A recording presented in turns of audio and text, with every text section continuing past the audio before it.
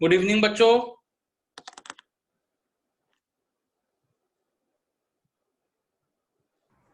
क्या हाल है सर?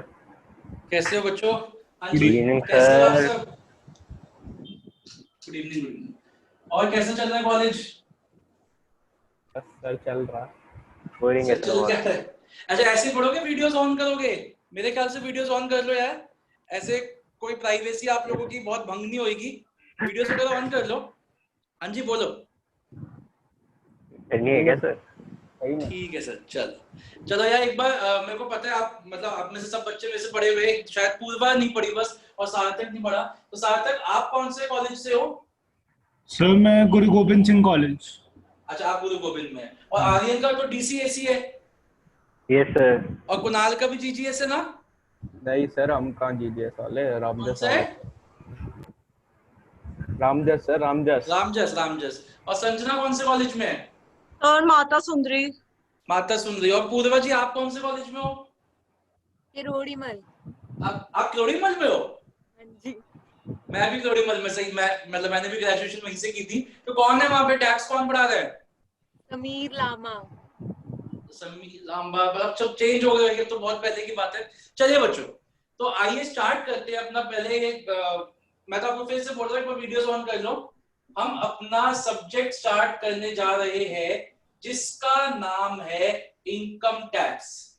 तो सबसे पहले तो मैं आपको एक बात बताना चाहता हूँ बच्चों, कि शायद आपको थोड़ा मतलब डर भी लगे। ये जो सब्जेक्ट अब हम स्टार्ट करने जा रहे हैं, ये आपके पूरी ग्रेजुएशन का, ये सब्जेक्ट आपकी पूरी ग्रेजुएशन का, इनफैक्ट एमकॉम भी अगर आप करो तो इनफैक्ट उसका मोस्ट डिफिकल्ट सब्जेक्ट है। ना तो ऐसा कोई सब्जेक्ट आएगा, ना ही आपने कभी पहले पढ़ा होएगा।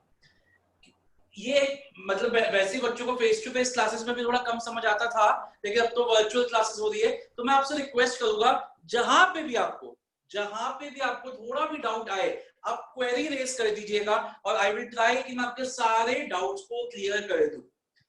आप अगर आपको कुछ होमवर्क कर रहे हो, कोई भी पॉइंट, कोई भी दिक्कत आती है, आप मेरे से व्हाट्सएप पे भी बात कर सकते हो। मैं व्हाट्सएप पे भी आपको एज सून एज पॉसिबल जवाब देने की कोशिश करूंगा। पहले ही बता रहा हूं, थोड़ा सा मुश्किल है, तो इतना इजीली आप इसको मत समझिए अकाउंट्स वगैरह की तरह की। बहुत आसानी से आपका ये सब्जेक्ट निकल जाएगा। मैंने कल आप लोगों से एक क्वेश्चन डाला था ग्रुप व्हाट्सएप पे, बट मेरी गलती है। मैंने आप लोगों से पूछा, आपकी बिजी लाइफ में से मैंने आपके 5 मिनट मांगे थे, और मैंने आपसे ये पूछना की कोशिश की थी कि आप लोगों के कॉलेजेस में क्या क्या शुरू हो चुका है या खत्म हो गया है। बट किसी ने भी रिप्लाई नहीं किया कि सर हमारे कॉलेज में ये हो गया। तो अब मुझे बता दीजिए बच्चों, मैं आपसे हाथ जोड़ के पूछता हूँ, क्या क्या खत्म हुआ है। तो एक एक करके मैं पूछ रहा हूँ। कुणाल सर, आप बताइए, कुणाल आपके कॉलेज में क्या हुआ है? सर रेसिडेंशियल स्टेटस हो गया। ठीक है। एग्रीकल्चरल इनकम वाला हो गया। ठीक है। और हाउस प्रॉपर्टी। हाउस प्रॉपर्टी चल रहा है, ठीक है। हाँ आर्यन, आपके कॉलेज में क्या हो रहा है? सर, सैलरी तक पहुंच गए सर, पहले 3 हो चुके हैं, सैलरी तक पहुंच क्या गए। बात है, क्या बात है। पूर्वा, आपके कॉलेज में? जितना मैंने सुना है और अटेंड किया है, रेजिडेंशियल हो गया है। आपने सुना है, आपने अटेंड कुछ भी नहीं किया। बहुत बढ़िया बेटा, बहुत ही बढ़िया बात है। हाँ जी। रेजिडेंशियल हो गया है, टाइप्स ऑफ इनकम और एग्रीकल्चर। तो एक बात बताओ, जब आप सिर्फ सुन ही रहे हो, आप अटेंड कुछ कर ही नहीं रहे हो, तो आप सुबह क्यों नहीं क्लासेस रख लेते हो? आप एंट्री कर लिया करो कॉलेज की क्लासेस में, और मेरी क्लास अटेंड कर लिया करो। ऐसे क्यों नहीं कर लेते आप लोग? सर कहीं बीच में नाम ले लिया गलती से फिर। हाँ। तो नाम ले लिया तो चले जाना। क्या दो यार, ये तुम्हारे पास 2 फोन तो होएगा ही, तो तुम अपना एक फोन वहां पे भी रखो, एक फोन यहाँ पे भी रखो। जब मन करे वहां पर रख लेना, जब मन करे यहाँ आ जाना। क्या दिक्कत है? सुबह हाँ रखा सर, जाएगी क्लासेस में। मल्टीटास्किंग नहीं है सर इतने। यार कंसंट्रेशन सर। मल्टीटास्किंग तो तुम लोगों से ज्यादा कोई मल्टीटास्किंग हो सकता है? चलो, ये सब भी डिसाइड करते हैं। तो शुरू करते हैं हम अपना ये सब्जेक्ट, भगवान का नाम लेके, बिल्कुल सबसे पहले भगवान का नाम लेके, और अपना ये सब्जेक्ट शुरू करेंगे, जिसका नाम है इनकम टैक्स। तो जैसे बच्चों, हमारे को नाम से ही समझ आ। अच्छा, पहले तो मैंने आपको बुक के बारे में बता देता हूँ आप लोगों को, क्योंकि शायद इसमें सारे ऑनर्स के बच्चे, संजना पास में है बस। आप लोगों को ये बुक लेनी है। अब देख लीजिए, as applicable for assessment year 2021, यही बुक लेनी है। इससे पुरानी वाली बुक नहीं चलेगी आपकी। Please keep this thing in mind. तो जैसे कि हमें नाम से ही समझ में आ रहा है, इनकम टैक्स का मतलब क्या हुआ? इनकम टैक्स का मतलब हुआ tax on the income of the individual of the person. अब क्वेश्चन उठता है, देखिए बोर्ड क्लियर है ना, बोर्ड दिख रहा है आप सब लोगों को? ठीक। अब हाँ जी क्वेश्चन सर। उठता है कि एक पर्सन कहां से इनकम अर्न कर सकता है। बेटा आज मैं पहले आपको थोड़ा सा ब्रीफ दूंगा इस सब्जेक्ट के बारे में, इस इनकम टैक्स जो ये चीज क्या है उसके बारे में, और फिर अगर टाइम लगेगा तो हम अपना रेजिडेंशियल स्टेटस के साथ अपना आज का फर्स्ट चैप्टर शुरू करेंगे। तो पहले थोड़ा सा ब्रीफ लेते हैं कि इनकम टैक्स कहते किस चीज को है। तो सबसे पहले क्वेश्चन उठता है कि एक पर्सन की इनकम कहां से अर्न की जा सकती है। तो आप बताना चाहोगे? देखो बच्चे, मैं कोशिश कर रहा हूं कि हम अपनी क्लासेस को इंटरेक्टिव बना सके, जितना भी हो सके मैं आप लोगों से कोशिश आपको इन्वॉल्व करने की कोशिश करूंगा। तो प्लीज मेरी आपसे भी रिक्वेस्ट है कि जहां तक हो सके आप भी जवाब दीजिए और क्वेश्चंस पूछिए। तो आप मुझे बताइए कि आपके हिसाब से एक पर्सन की इनकम कहां से अर्न की जा सकती है। सोच के बताइए, केवल एक, अगर आप वर्किंग हो तो कहां से आप इनकम अर्न कर सकते हो, बताइए, सोचिए। प्रोफेशन से। कहां से? प्रोफेशन से, जो काम कर रहे हैं। प्रोफेशन, बिल्कुल सही। तो सबसे पहले तो हम ये बोलते हैं कि आप अपना खुद का कुछ बिजनेस कर सकते हो या आप अपना खुद का कुछ प्रोफेशन स्टार्ट कर सकते हो। तो बिल्कुल आपने सही बोला कि हम अपने बिजनेस या फिर प्रोफेशन से इनकम अर्न कर सकते हैं। इसके अलावा और क्या से इनकम अर्न कर सकते हो? अगर सर कैपिटल गेन्स। हाँ जी sir capital gains. Capital gains, तो कैपिटल गेन्स क्या होता है बताइए मेरे को। कैपिटल गेन्स क्या होता है? जब आप अपने कोई एसेट्स वगैरह, घर बेच दिया या कोई और चीज बेच दी, कोई ज्वेलरी बेच दी, तो उससे आपकी जो इनकम आती है, that is your capital gain. बिल्कुल ठीक बताया। तीसरा हो सकता है जब मैं अपना काम नहीं करता, मैं किसी और के लिए काम करता हूं। जब मैं किसी और के लिए काम करता हूं तो मुझे सैलरी मिलेगी, तो सैलरी भी मेरी क्या हो सकती है? इनकम हो सकती है। इसके अलावा और कहां से इनकम अर्न कर सकते हैं? हम इनकम अर्न कर सकते हैं रेंटल इनकम। मेरे पास एक हाउस प्रॉपर्टी है, मैंने उसको रेंट पे चढ़ा रखा है, तो मेरे को वहां से रेंटल इनकम आ रही है, तो मेरी रेंटल इनकम भी हो सकती है। और इसके अलावा मेरे को इनकम कहां से मिल सकती है? मेरी बैंक में एफडी है, मुझे वहां से इंटरेस्ट आ रहा है, मुझे शेयर्स पे डिविडेंड मिल रहा है, मुझे किसी बॉन्ड पे, डिवेंचर्स पे इंटरेस्ट मिल रहा है, एक्सेट्रा एक्सेट्रा। ये हमारी अदर सोर्सेज हो सकते हैं। तो these are the 5 heads of income. ये 5 हेड्स ऑफ इनकम होते हैं जिसको इनकम टैक्स मानता है कि एक पर्सन सिर्फ इन्हीं 5 जगहों से इनकम अर्न कर सकता है। एक पर्सन सिर्फ इन्हीं 5 जगहों से इनकम अर्न कर सकता है। और ये 5 जगह क्या क्या है देखते हैं, जिसको हम बिजनेस एंड प्रोफेशन कहते हैं। इस हेड का नाम होता है PGBP। फुल फॉर्म क्या हुई इसकी? Profits and gains. Profits and gains from business and profession. फिर से बोलता हूं, profits and gains from business and profession. तो बिजनेस एंड प्रोफेशन की जो इनकम है वो हमारी income under the head PGBP होती है, profit and gains from business and profession. जो सैलरी की इनकम होती है इसको हम सैलरी हेड ही कहते हैं। जो कैपिटल गेन्स की इनकम होती है इसको हम कैपिटल गेन्स हेड ही कहते हैं। जो हमारी रेंटल इनकम होती है इसको हम हाउस प्रॉपर्टी हेड कहते हैं। Income under the head house property. तो हाउस प्रॉपर्टी हेड में जो भी किसी भी घर से रेंटल इनकम आती है उसको हम हाउस प्रॉपर्टी हेड में डालते हैं। तो इन देखो, जो भी इनकम इन चारों हेड्स में नहीं आई, मतलब ना तो वो बिजनेस या प्रोफेशन से आ रही है, ना वो किसी के लिए काम करके आ रही है सैलरी से, ना वो कोई कैपिटल एसेट को बेच के आ रही है, और ना ही वो किसी हाउस से रेंटल से आ रही है। तो अगर कोई ऐसी इनकम है जो इन चारों हेड्स में नहीं आती तो वो 5th हेड में आ जाती है। इसलिए हम इसको रेसिड्यूअल हेड भी बोलते हैं। ये एक रेसिड्यूअल हेड है, बचा कुचा सब यहाँ पे आ जाएगा। और इस हेड का असली में नाम होता है इनकम फ्रॉम अदर सोर्सेस।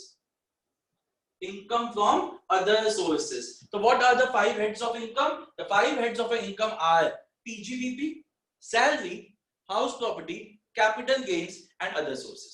तो आप एक पर्सन चाहे कहीं से भी इनकम कमाए, कहीं से भी इनकम कमाए, वो कहीं ना कहीं इन 5 हेड्स में आ जाएगी, ऐसा इनकम टैक्स एक्ट कहता है।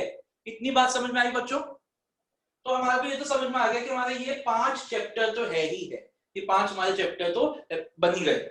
अब देखते हैं कि एक पर्सन की हम इनकम कैसे कैलकुलेट करते हैं। आज बेसिक टर्म्स के बारे में बात करें।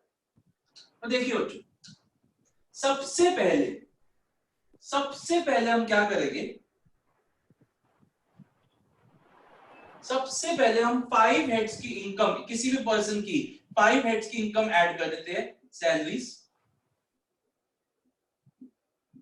PGBP, capital gains, house property and other source. सबसे पहले हम किसी भी पर्सन की 5 हेड्स की इनकम को ऐड कर देते हैं, और अगर किसी की इनकम इसमें क्लब होनी है, क्लबिंग क्या होता है कि जैसे मान लीजिए एक माइनर है, कोई माइनर चाइल्ड है, लेकिन वो उसकी कहीं से इनकम आ रही है, तो माइनर चाइल्ड अपनी इनकम पे टैक्स खुद नहीं देता, उसकी इनकम या तो उसकी मदर या फादर की इनकम में ऐड हो जाती है। तो हम क्या करते हैं, क्लबिंग भी कर देते हैं इनकम को। क्लबिंग चैप्टर में बड़ी ही गंदी बात मतलब बोली है इनकम टैक्स ने, आपको सुन के हंसी भी आएगी, हम करेंगे clubbing chapter. Income tax act को ऐसा लगता है, इनकम टैक्स एक्ट के हिसाब से एक आदमी का, एक इंसान का अपने बच्चे पे, अपने लड़के पे कोई हक नहीं होता।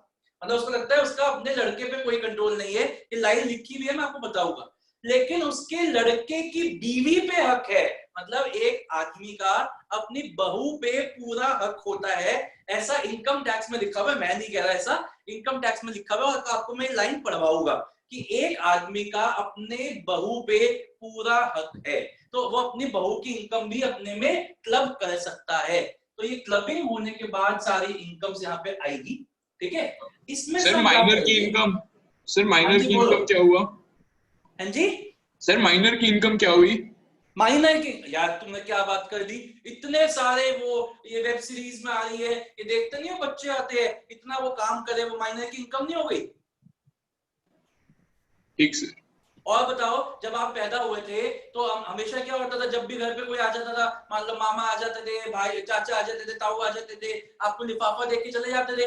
अब आप घर के सबसे बड़े राजा बेटे थे, अब घर में सबसे बड़ा चिराग आप ही थे, तो आपके पास इतना पैसा एक्यूमुलेट हो गया जब तक आप 10-12 साल के हुए कि आपने उसकी बैंक में एफडी करवा दी, जो आपको लिफाफे मिलते थे, मेरा नन्ना बच्चा। अब उस एफडी पे भी आपको इंटरेस्ट आ रहा है, तो वो इंटरेस्ट आपके लिए क्या हो गई, आपकी इनकम हो गई। और आप हो कौन, आप माइनर हो, क्योंकि आप 12-13 साल के हो। यस और नो, हो सकता है कि नहीं हो सकता? माइनर के नाम पे एफडी बन सकती है कि नहीं बन सकती, बताइए। बिल्कुल सर। माइनर के नाम पे सेविंग्स अकाउंट खुल सकता है, बैंक में नहीं खुल सकता? सही बात है सर। खुल सकता है, नहीं नहीं, हाँ खुल सकता है, हाँ ही तो बोला सर। हाँ खुल सकता है ना। तो बस, तो आपकी इनकम ही हो गई। और चलो मान लीजिए भगवान न करे, आपका मान लो आप किसी दुकान पे ऐसे छोटू लगे हुए हो, छोटू भी तो लग सकते हो आप, तो वो भी तो आपकी इनकम है। आप कहीं छोटी सी दुकान पे छोटू लगे हुए हो, तो सारी इनकम माइनर की उसके फादर या मदर की इनकम में क्लब हो जाएगी, ठीक है, विद सम एक्सेप्शंस। वो एक्सेप्शंस तो हम उस चैप्टर में पढ़ेंगे जब हम करेंगे। इतनी बात समझ में आ गई? तो पांचों हेड की इनकम को जब हम ऐड कर देते हैं तो इसको हम कहते हैं ग्रॉस टोटल इनकम, ठीक है जी। इस ग्रॉस टोटल इनकम में से हमारा इनकम टैक्स एक्ट कहता है कि मैं आपको कुछ डिडक्शंस दूंगा, मैं आपको कुछ डिडक्शंस दूंगा under section 80C to 80U। बच्चों देखिए, सेक्शंस की जहां तक बात है, तो वैसे तो आपको पता होना चाहिए कि पूरे इनकम टैक्स में बहुत सारे सेक्शंस हैं, बहुत सारे, लेकिन मैं आपसे सारे सेक्शंस याद नहीं कराऊंगा, मैं भी करवाऊंगा आपसे, मैं आपसे मैक्सिमम 30 सेक्शंस याद कराऊंगा पूरे इनकम टैक्स में, जिसमें से 19 सेक्शन एक ही चैप्टर में है जिसका नाम है डिडक्शंस। तो डिडक्शंस में हम ऐसी 19 सेक्शन पढ़ेंगे जिसमें बेसिकली गवर्नमेंट ने ये कहा है कि मान लो आपने मेडिक्लेम ले रखा है, मान लो मैंने 30,000 का मेडिकल प्रीमियम मैं हर साल देता हूं, तो आप अपनी इनकम को 30,000 रुपए से कम कर सकते हो। मान लो मैं हर साल अपनी लाइफ और अपनी फैमिली की लाइफ के लिए 50,000 रुपए का प्रीमियम भरा हूं LIC को, तो मैं 50,000 रुपए से अपनी इनकम को कम कर सकता हूँ। मान लो मैं अपने बच्चों की ट्यूशन इनकम दे रहा हूँ, ट्यूशन फीस दे रहा हूँ, तो मैं उसको कम कर सकता हूँ। ट्यूशन फीस का ये मतलब नहीं है जो फीस आप मुझे दोगे, ये ट्यूशन फीस नहीं है। ट्यूशन फीस का मतलब होता है जो बच्चे की स्कूल में जाती है ट्यूशन फीस। आपने देखो अगर कभी फीस स्लिप में tuition fees, development fees, infrastructure fees, ये फीस वो फीस होती है, तो जो कॉलम ट्यूशन फीस का होता है जो स्कूल में दी जाती है, वो ट्यूशन फीस भी एक पेरेंट क्लेम कर सकता है। तो ऐसी उन्होंने बता रखी है अभी आपने सुना भी होगा, अभी तो बहुत ज्यादा ये उसमें हाईलाइट में था, कोविड के टाइम में prime minister national relief fund है जिसमें आप पैसा डाल सकते हो, और उसमें नीचे लिखा हुआ होगा, अगर आपने कहीं देखा हो एडवर्टीजमेंट में, eligible for deduction under section 80G। तो 80G एक ऐसा सेक्शन है जहां पे डोनेशंस देने पे, अगर आप डोनेशंस देते हो, अलग अलग जगहों पे पैसा डोनेट करते हो, तो हम आपको डिडक्शन देते हैं। तो 80G सेक्शन में आपको डिडक्शन मिलती है। तो ऐसे हम 19 सेक्शंस पढ़ेंगे जहां पे पैसा डालने से आप अपनी ग्रॉस टोटल इनकम को कम कर सकते हो। अपनी इनकम कम करने से आपका क्या होगा, आपकी टैक्स लायबिलिटी क्या हो जाएगी, कम हो जाएगी। तो ये सारे डिडक्शंस हम पढ़ेंगे डिडक्शन चैप्टर में। तो ये सबको ऐड करके हमारा जो आएगा वो ग्रॉस टोटल इनकम में से जब डिडक्शन माइनस होएगी तो हमारे पास आ जाएगा टोटल इनकम, या फिर इसको टैक्सेबल इनकम भी कहते हैं।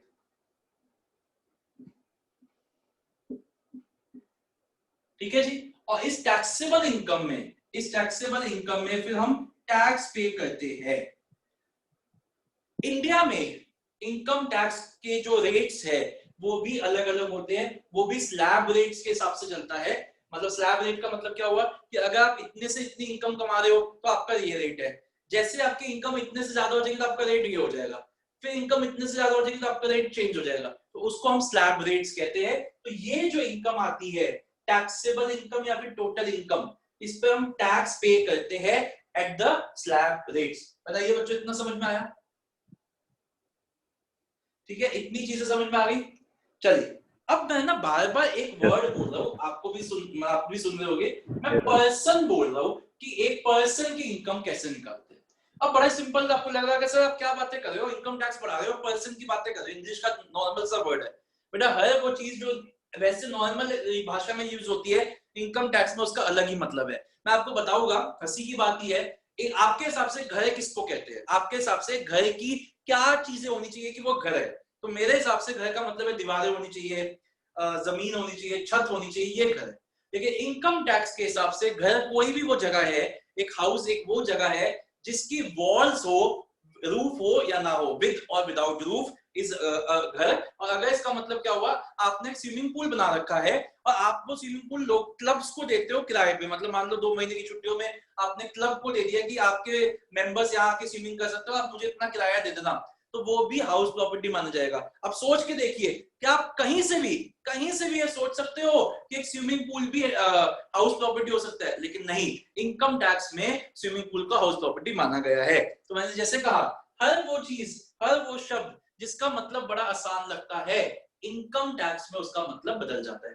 अब मेरी बात को सुनना बच्चों, इनकम टैक्स एक लॉ है, और लॉ को पढ़ते वक्त आपको हमेशा एक चीज ध्यान में रखनी है, एनी लॉ, चाहे वो इनकम टैक्स हो, चाहे वो कंपनीज एक्ट हो, चाहे वो आपका बिजनेस लॉस हो, कॉन्ट्रैक्ट एक्ट हो, सेल्स हो, पार्टनरशिप एक्ट हो, सेल्स ऑफ गुड्स एक्ट हो, एक्सेट्रा एक्सेट्रा, जब भी आप लॉ पढ़ते हो, ये जो चीज होती है ना, इसको बंद करके पढ़ते हैं। The law is red. अब कुणाल सोच रहा है हम तो वैसे भी नहीं बोलते है ना, the law is read as it is.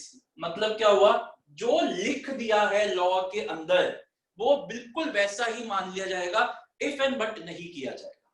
तो अगर किसी चीज, सबसे पहले हम देखते हैं हर लॉ में कोई भी अगर वर्ड लिखा होता है तो उसकी डेफिनेशन भी दी जाती है। अगर वो डेफिनेशन दे रखी है तो जो लिखा है डेफिनेशन में वो ही सच है। जैसे मैंने कहा, हाउस प्रॉपर्टी जो वर्ड है, हाउस प्रॉपर्टी, वो लॉ इनकम टैक्स में डिफाइन कर रखा है कि हाउस प्रॉपर्टी की मतलब ये होता है एक ऐसी जगह जिसकी 4 दीवारें हैं विद और विदाउट रूफ। तो हमारे लिए अब इनकम टैक्स में हाउस प्रॉपर्टी का यही मतलब रहेगा, चाहे हम कुछ भी सोचे, चाहे आप कुछ भी सोचो, कोई फर्क नहीं पड़ता। अगर किसी चीज की डेफिनेशन इनकम टैक्स में नहीं दे रखी तो फिर हम कहां जाते हैं? फिर हम जाते हैं, क्या उसके ऊपर कोई केस लॉ है? मतलब क्या किसी पर्सन का कोई केस सेम चीज को लेके कोर्ट में गया और सुप्रीम कोर्ट, हाई कोर्ट या कोई भी कोर्ट, डिस्ट्रिक्ट कोर्ट ने क्या कोई जजमेंट पास की है? तो सबसे पहले हम देखते हैं कि कोई डेफिनेशन है लॉ में। अगर कोई डेफिनेशन हमें नहीं मिलती तो हम देखते हैं क्या उसी टॉपिक के ऊपर, उसी वर्ड के ऊपर कोई केस आया है पहले से हुआ है जिसमें किसी भी कोर्ट की, किसी भी ऑनरेबल कोर्ट की कोई भी जजमेंट पास हुई है। और अगर कोई ऐसा केस है तो जो भी ऑनरेबल कोर्ट ने जजमेंट पास कर रखी है वो सच मान लेंगे। अब मान लो ये भी नहीं है, ना तो डेफिनेशन लॉ में है, ना ही उसके ऊपर आज तक कोई केस हुआ। तो फिर हम जाते हैं कि उस वर्ड का जनरली लोग क्या मानते हैं, कॉमन पार्लेंस, कॉमन सेंस में, जिसको हम कॉमन पार्लेंस भी कहते हैं, कॉमन सेंस में इस वर्ड का क्या मतलब है। तो आप बात सोचो कि कॉमन सेंस तो सबसे आखिरी में यूज करनी होती है किसी भी लॉ को पढ़ते हुए। किसी भी लॉ को जब आप पढ़ते हो तो सबसे पहले आपको देखना है उस लॉ में क्या लिखा है, आंखें बंद करके लिटरल मीनिंग निकालना। अगर वो नहीं लिखा हुआ, कोई चीज अनक्लियर है, तो फिर हमें देखना है क्या उस चीज के ऊपर कोई केस लॉ एग्जिस्ट करता है जिसको बेस बना के हम अपने क्वेश्चंस को कर सकते हैं, हम आगे बढ़ सकते हैं। अगर वो भी नहीं है तो फिर हम जाते हैं कि इस वर्ड का कॉमन सेंस में क्या मतलब निकलता है। तो जब भी आप किसी भी लॉ को पढ़ो तो हमेशा ध्यान रखना that the law is read as it is, जैसा लिख दिया है वैसा ही वो लॉ है। तो अब बात आती है पर्सन वर्ड की। तो इनकम टैक्स एक्ट में 8 लोग होते हैं, 8 लोग होते हैं जिनको टैक्स देना होता है। इंडिया में इनकम टैक्स एक्ट में 8 लोग लिखे गए हैं जिनको टैक्स देना होता है। अब देखते हैं ये 8 लोग कौन से हैं। Who are these 8 people? सबसे पहला तो 8 में से है आप और मैं। हम लोग कौन है? हम लोग हैं इंडिविजुअल्स, आप और मैं नेचुरल ह्यूमन बींग्स। फिर आती है HUF।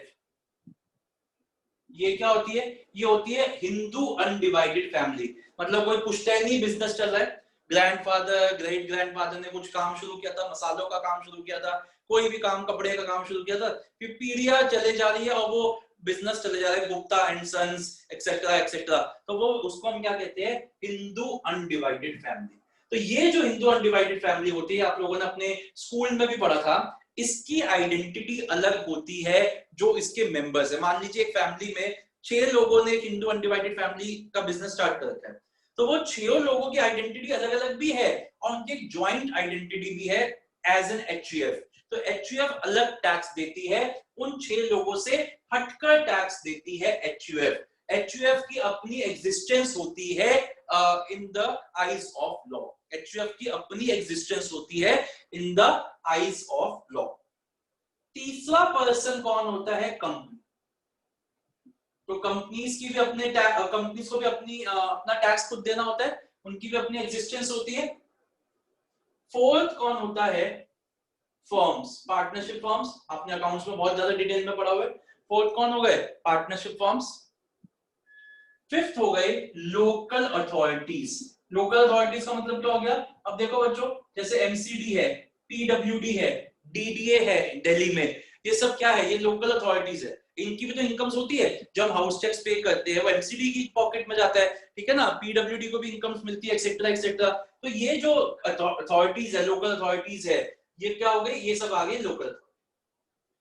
इसके अलावा आपकी जो यूनिवर्सिटी है, चाहे वो दिल्ली यूनिवर्सिटी हो, चाहे वो IP हो, इनको वैसे तो इनकी कोई एग्जिस्टेंस नहीं है, लेकिन इनको लॉ के लिए एक नया दर्जा दिया गया है, इनको एक नया स्टेटस दिया गया है, जिसको कहा जाता है आर्टिफिशियल जुडिशियल पर्सन। जिसको कहा जाता है आर्टिफिशियल जुडिशियल पर्सन। मतलब लॉ के लिए एक आर्टिफिशियल पर्सन माना गया है दिल्ली यूनिवर्सिटी को या फिर IP को, कुछ भी। अगर किसी बच्चे को कोई केस करना है दिल्ली यूनिवर्सिटी के अगेंस्ट, तो आप ऐसा नहीं है कि आप किसी वाइस चांसलर के अगेंस्ट केस कर दोगे या डीन के अगेंस्ट केस कर दोगे, आप दिल्ली यूनिवर्सिटी को ही सू करोगे। हाँ, वो रिप्रेजेंट वाइस चांसलर आके करेगा, लेकिन सजा वाइस चांसलर को नहीं मिलेगी। जो भी फाइन या पेनल्टी है वो दिल्ली यूनिवर्सिटी को ही बियर करनी पड़ेगी या फिर IP यूनिवर्सिटी को ही बियर करनी पड़ेगी, क्योंकि उनकी आर्टिफिशियल एग्जिस्टेंस है in the eyes of law. ये हो गए 6। अब 7वें पे चलते हैं।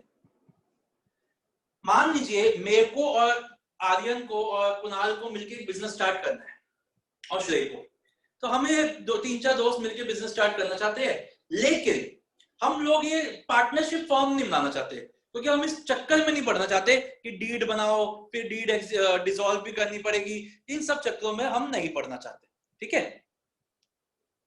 तो हमने क्या किया, और ना ही हम कंपनी बनाना चाहते, हम लोगों ने एक एग्रीमेंट बना लिया, हम लोगों ने आपस में एक एग्रीमेंट बना लिया कि क्या है, हम लोग एक बिजनेस, ये बिजनेस हम स्टार्ट करें और हम लोग साथ में मिलके इस बिजनेस को कर रहे हैं, और जब तक ये बिजनेस चलेगा तब तक हम साथ में, जैसे ये प्रोजेक्ट फिनिश होएगा हम लोग भी अलग अलग हो जाएंगे। तो हम लोगों ने मिलके एक अपने बीच में एक एग्रीमेंट बना लिया है, ना हमने पार्टनरशिप फॉर्म रजिस्टर कराई, ना हमने कंपनी रजिस्टर कराई। तो हमारे को क्या बोला जाएगा, हमें बोला जाएगा बॉडी ऑफ इंडिविजुअल्स। ये एक नया स्टेटस हमें मिल जाएगा, और इसकी लीगल फॉर्मेलिटीज बहुत कम होती है as compare to partnership form, as compare to company form of business. तो हम लोग मिलके एक बॉडी ऑफ इंडिविजुअल्स बना सकते हैं और हम लोग अपना एक प्रोजेक्ट स्टार्ट कर सकते हैं, और जब वो खत्म होगा तो हमारी बॉडी ऑफ इंडिविजुअल्स भी ऑटोमेटिकली डिसॉल्व हो जाएगी। जितनी वो जैसे कहते हैं ना, बहुत कॉम्प्लिकेशंस एक पार्टनरशिप फॉर्म को एग्जिस्ट करने में, फिर उनको बंद करने में होती है, वो सारी कॉम्प्लिकेशन से हम इसमें बच सकते हैं। तो बॉडी ऑफ इंडिविजुअल्स, ध्यान देने वाली बात ये है कि बॉडी ऑफ इंडिविजुअल्स में सिर्फ और सिर्फ इंडिविजुअल्स ही मेंबर्स बन सकते हैं, एचयूएफ को नहीं आप अपने साथ जोड़ सकते, जैसे नाम से ही पता चल रहा है बॉडी ऑफ इंडिविजुअल्स। तो सिर्फ दो या दो से अधिक, दो या दो से ज्यादा लोग, इंडिविजुअल्स जब मिलकर बिजनेस स्टार्ट करते हैं और पार्टनरशिप फॉर्म नहीं रजिस्टर कराते या कंपनी नहीं रजिस्टर कराते, तो वो बन जाते हैं बॉडी ऑफ इंडिविजुअल्स। अब मान लीजिए हम लोगों ने जब अपना बिजनेस स्टार्ट किया, हम दोस्तों ने, हमें लगा यार एक ना कंपनी को भी हमारे साथ मेंबर बनना है, क्योंकि हमारे को एक जरूरत है कंपनी की, तो हमारे साथ कंपनी भी ऐड हो गई और हम मिलकर बिजनेस कर रहे हैं। तो पहले हम 3 इंसान थे, 3 लोग थे, अब एक कंपनी भी ऐड हो गई, तो अब हम उसको बॉडी ऑफ इंडिविजुअल्स नहीं कह सकते, अब हम उसको क्या कहेंगे, अब हम बन जाएंगे associations of persons, associations of person, जिसको हम एओपी कहते हैं, जिसको हम एओपी कहते हैं, और बॉडी ऑफ इंडिविजुअल्स को हम बीओआई कहते हैं।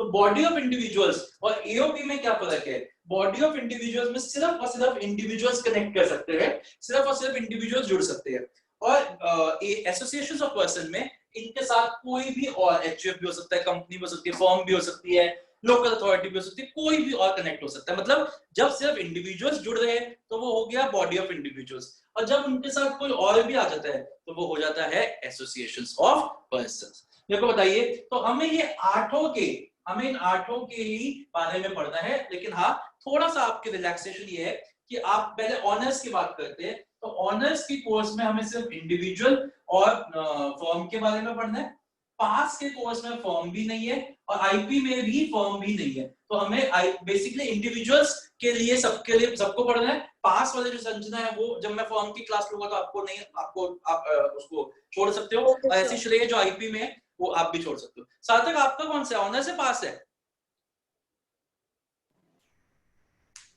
सार्थक सर मेरा एक क्वेश्चन था। हाँ एक मिनट, बोलो श्रेय पूछो।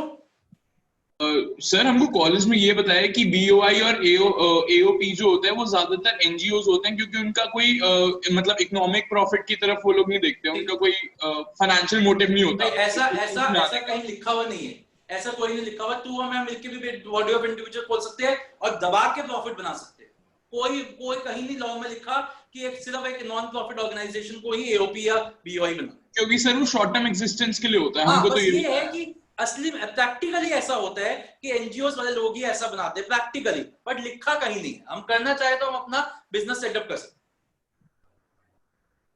चलिए बच्चों, मेरे को बताइए अभी तक जितना भी हमने डिस्कशन किया कि इनकम टैक्स क्या है, what are the 5 heads of income, और फिर हमने बात की 8 पर्संस की, आप लोगों को समझ में आया?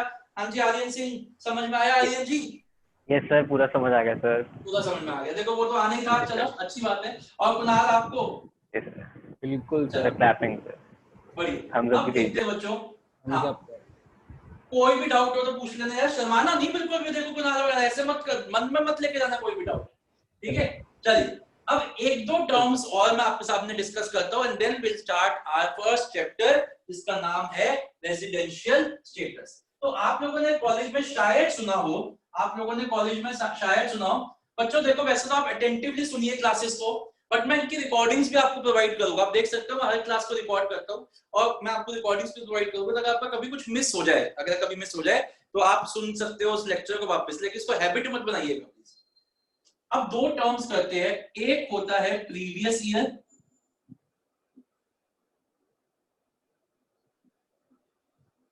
और एक होता है असेसमेंट ईयर। देखो अगेन वही बात, अब मैं अगर आपसे बोलूं सर प्रीवियस ईयर का मतलब बताओ, तो आप बोलोगे सर क्या पागल हो गए हो क्या, कुछ लगा के आए हो क्या, मतलब कुछ पी पा के आए हो क्या, इसमें क्या मुश्किल है, प्रीवियस ईयर क्या पहले वाला साल। तो बिल्कुल ही गलत, बिल्कुल ही गलत आप सोच रहे हो, क्योंकि जैसे मैंने आपको बोला है जहां हमारी सोच खत्म होती है, लॉ की सोच वहां से शुरू होती है, लॉ का अपना ही चलता है कुछ भाषा। तो प्रीवियस ईयर क्या होता है और असेसमेंट ईयर क्या होता है वो समझते। देखो बच्चों, अभी ये कौन सा साल चल रहा है, ये साल चल रहा है 2020 और 21।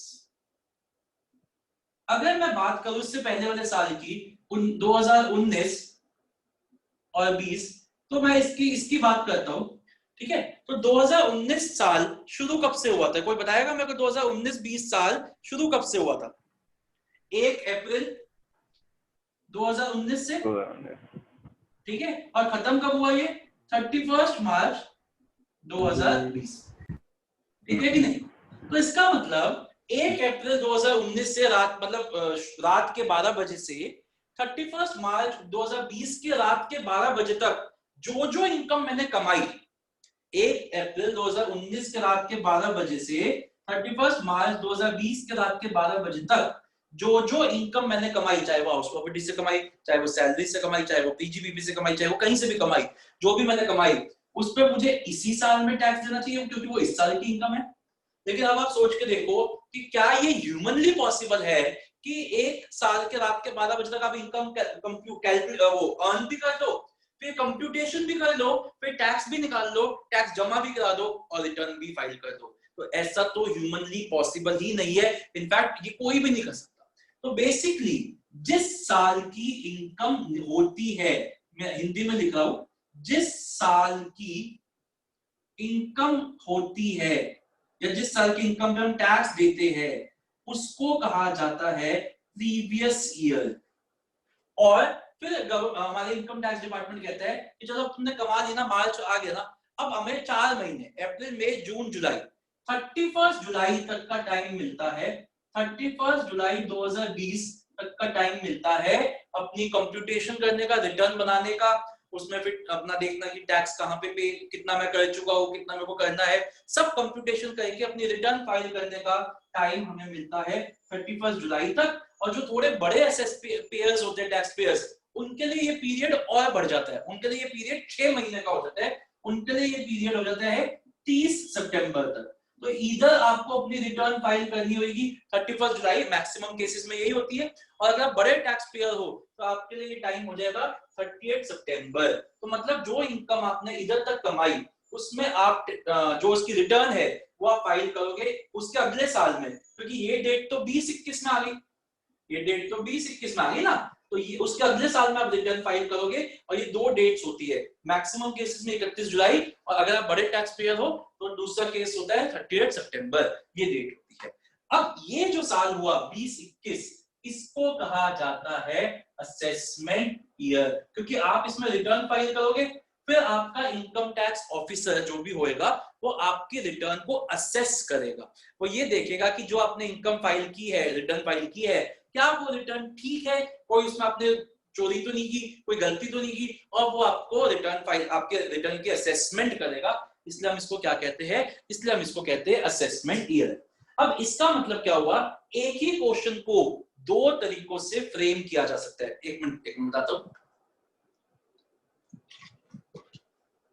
जैसे अगर क्वेश्चन में लिखा है compute the residential status of mister R for the previous year 1920, compute the residential status of Mr. R for the previous year 1920, और इसी क्वेश्चन को दूसरी तरीके से फ्रेम करूं, compute the residential status of Mr. R for the assessment year 2021, that means the same thing, क्योंकि residential status हम निकालते किसके लिए, इनकम हमेशा निकाली किसके लिए जाती है, प्रीवियस ईयर के लिए ही निकाली जाती है। तो देखिए सुनिएगा मेरी बात, मैं फिर से बोलता हूं, अगर मैं बोलता हूं compute the income of mister x for previous year 1920 और इसी क्वेश्चन को अगर मैं लिख दूं compute the income for mister x for assessment year 2021 तो ये एक ही बात हुई क्योंकि 1920 प्रीवियस ईयर है और 2021 जो है वो असेसमेंट ईयर है किसका 1920 प्रीवियस ईयर का।